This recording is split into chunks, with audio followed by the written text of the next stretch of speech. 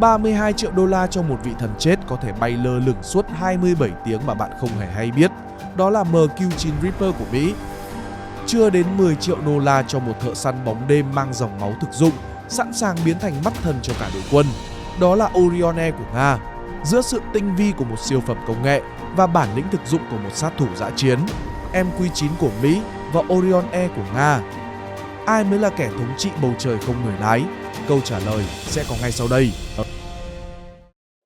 Để hiểu hai chiếc drone này, anh em phải hiểu tư duy của Mỹ và Nga khác nhau như thế nào. Trong nhiều thập kỷ qua, người Mỹ đã nâng tầm việc tiêu diệt mục tiêu thành một môn nghệ thuật đắt đỏ. Họ nhận ra rằng, thay vì cử một chiếc tiêm kích 100 triệu đô bay vèo qua rồi ném bom hụt, tại sao không dùng một thứ có thể treo trên đầu đối phương cả ngày trời để chờ đúng lúc đối phương sơ hở nhất? Mỹ tạo ra MQ-9 Reaper với tư duy của một kẻ núp lùm từ xa. Nó không cần vội vã, nó lầm lì, bay lơ lửng ở độ cao mà mắt thường không thấy, tai không nghe. Với bộ não vệ tinh cho phép điều khiển từ cách nửa vòng trái đất, MQ-9 giống như một gã hacker đang cầm súng bắn tỉa. Mỹ muốn, một khi bạn đã lọt vào tầm ngắm của Reaper, bạn không chỉ đang đối đầu với một chiếc máy bay mà đang đối đầu với cả một hệ thống phán quyết tàn nhẫn. Bạn có thể bị hạ chỉ bằng một cú nhấp chuột nhẹ nhàng tại Nevada. Ngược lại, Nga với Orion E lại mang dòng máu của một gã thợ săn dã chiến.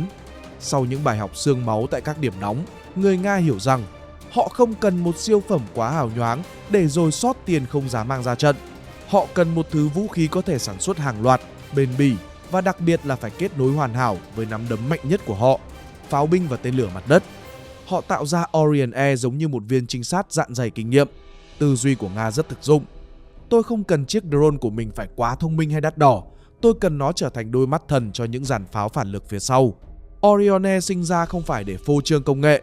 Nó sinh ra để lầm lũi bò trong bóng tối, chỉ điểm mục tiêu và tung ra những cú đòn vừa đủ chết với chi phí rẻ nhất có thể. Với Nga, số lượng và sự hiệu quả trên chiến trường thực tế mới là câu trả lời đanh thép nhất cho đẳng cấp công nghệ. Nhìn bên ngoài là thấy ngay sự khác biệt về tư duy của hai siêu cường.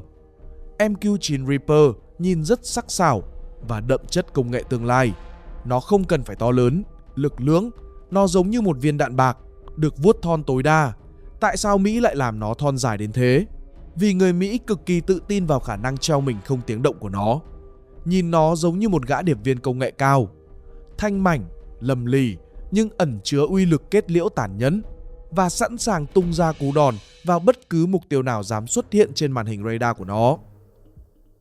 Còn Orion E của Nga, nó không mượt mà, cũng chẳng bóng bẩy như đối thủ. Nhìn nó giống như một cỗ máy được tạo ra để chịu đựng, với thân hình dài và mỏng, cùng thiết kế đuôi V hướng lên trên truyền thống. Nga không quan tâm đến thẩm mỹ, càng không quan tâm đến việc làm nó tàng hình hoàn toàn trên con Orion E này. Nó không đẹp mã, nhưng cực kỳ đáng sợ với sự bền bỉ và hiệu quả thực tế. So sánh đơn giản, nếu MQ-9 Reaper là một robot săn mồi hạng sang, tinh vi đến từng con ốc và được điều khiển bởi những thuật toán nghìn đô, thì Orion E lại giống như một chiếc xe bán tải được vũ trang. Nó không cần bóng bẩy, nó lì lợm, gai góc và mang đúng tư duy thực dụng kiểu Nga.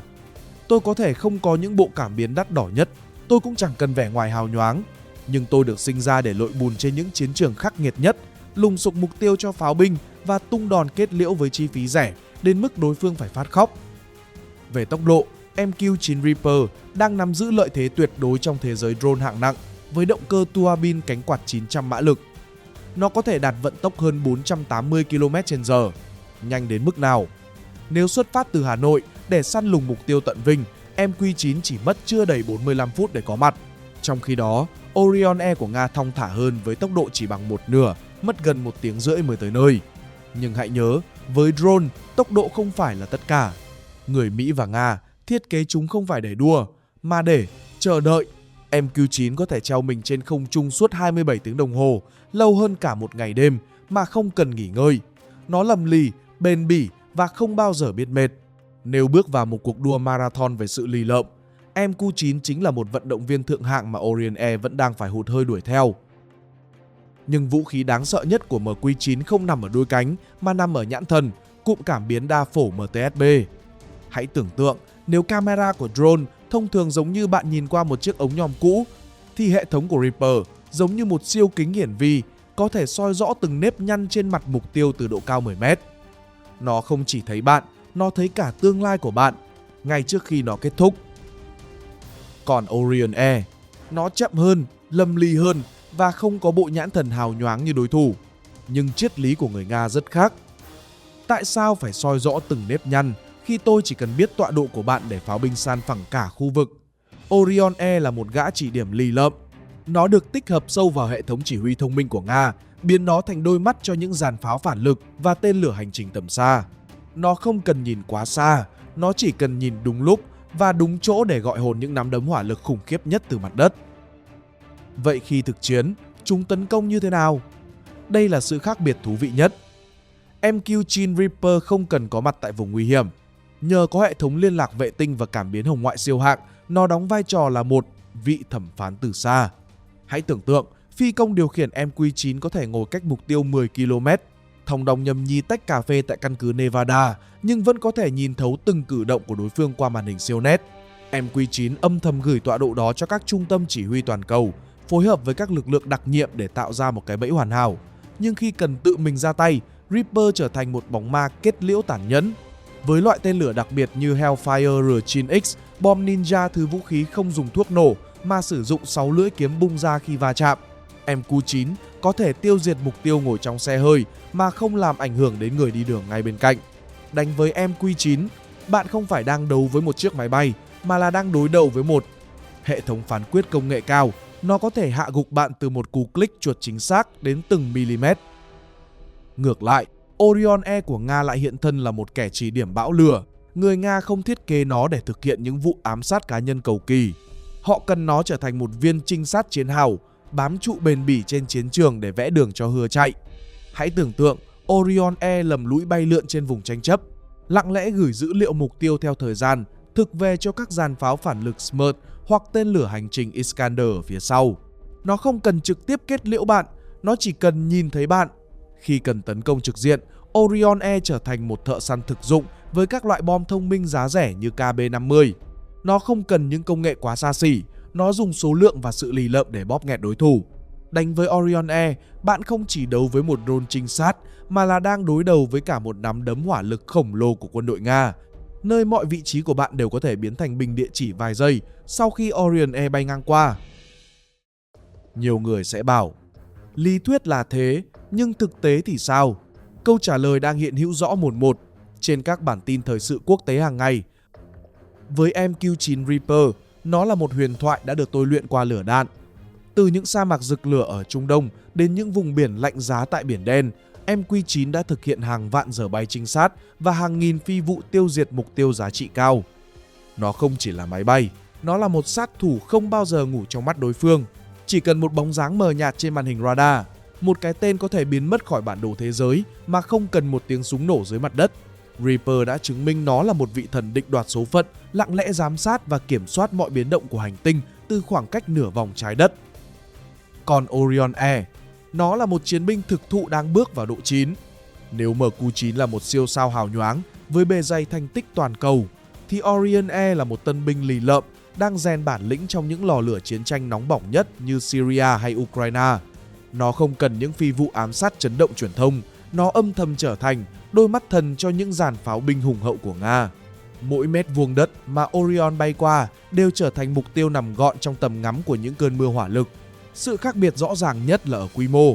Trong khi Mỹ đã tung ra hàng nghìn chiếc Reaper để thiết lập mạng lưới trinh sát toàn cầu, thì Nga đang chạy đua với thời gian để đưa Orion E phủ sóng chiến trường. Một bên là đẳng cấp của một lão tướng đã thống trị cuộc chơi từ lâu, và một bên là sức trẻ thực dụng đang nỗ lực xoay chuyển cục diện bàn cờ UAV. Nhưng sức mạnh nào cũng đi kèm với cái giá phải trả. Không có cỗ máy nào là hoàn hảo. Cả MQ-9 Reaper và Orion E đều mang trong mình những tử huyệt khiến các tướng lĩnh phải đau đầu mất ngủ. MQ-9 Reaper là kẻ hào nhoáng nhưng lại sợ sự hiện diện của phòng không đối phương. Với sải cánh khổng lồ và tốc độ lờ đờ, nó chẳng khác nào một con vịt béo trên màn hình radar của các hệ thống tên lửa hiện đại. Chỉ cần một quả tên lửa vác vai rẻ tiền hay một hệ thống gây nhiễu điện tử mạnh, 32 triệu đô la có thể biến thành đống sắt vụn trong tích tắc. Nó là một siêu mẫu chỉ có thể lộng hành khi bầu trời đã hoàn toàn thuộc về người Mỹ, nhưng sẽ cực kỳ mong manh nếu phải dấn thân vào những vùng cấm bay thực sự. Ngược lại, Tử huyệt của Orion Air nằm ở chuỗi cung ứng và sự thiếu hụt công nghệ lõi. Người Nga có thể thiết kế ra những khung thân lì lợm, nhưng họ lại đang đối mặt với cơn khát vi chip trầm trọng giữa vòng vây cấm vận. Để Orion Air có được bộ não thông minh như đối thủ, Nga phải chật vật tìm kiếm linh kiện điện tử cao cấp từ các nguồn thay thế. Nga đang sở hữu một thợ săn đầy triển vọng, nhưng dây chuyền sản xuất hàng loạt để lấp đầy bầu trời vẫn còn là một dấu hỏi lớn khiến các đối tác quốc tế phải ngần ngại xuống tiền. Tóm lại, cuộc so găng này không có kẻ thắng người thua tuyệt đối, mà là xem ai phù hợp hơn với bàn cờ địa chính trị đầy biến động. Mỹ, với tham vọng duy trì quyền lực viễn chinh, cần MQ-9 như một cánh tay nối dài. Nó là biểu tượng của một mạng lưới giám sát toàn cầu, nơi Washington có thể can thiệp vào bất kỳ điểm nóng nào từ khoảng cách nửa vòng trái đất. Reaper giúp Mỹ duy trì sự răn đe tuyệt đối, một thần chết không bao giờ ngủ, luôn âm thầm quan sát và sẵn sàng tung ra những cú đòn chính xác đến từng mm. Ngược lại, Nga với tư duy thực dụng và sức ép kinh tế cần Orion Air như một lưỡi dao phá thế độc quyền. Orion Air là lời khẳng định của Nga. Trên chiến trường thực tế, sự bền bỉ, số lượng và khả năng kết nối hỏa lực mới là thứ quyết định kẻ thắng người thua, chứ không phải những bảng thông số hào nhoáng trong phòng thí nghiệm. Trong một cuộc chiến tổng lực của tương lai, anh em đánh giá cao lối đánh nào hơn? Sự tinh vi, phẫu thuật chính xác từ nửa vòng trái đất của sát thủ công nghệ Mỹ hay lối đánh lì lợm, lấy số lượng và hỏa lực bạt tử của thợ săn dã chiến Nga? Hãy để lại bình luận và cùng tranh luận thẳng thắn bên dưới. Bạn chọn phe Nga hay phe Mỹ? Bạn chọn đẳng cấp công nghệ hay bản lĩnh thực dụng? Hãy để lại bình luận phía dưới. Và đừng quên đăng ký kênh Vũ Khí Mật để xem những phân tích quân sự không thể tìm thấy ở đâu khác. Xin chào và hẹn gặp lại.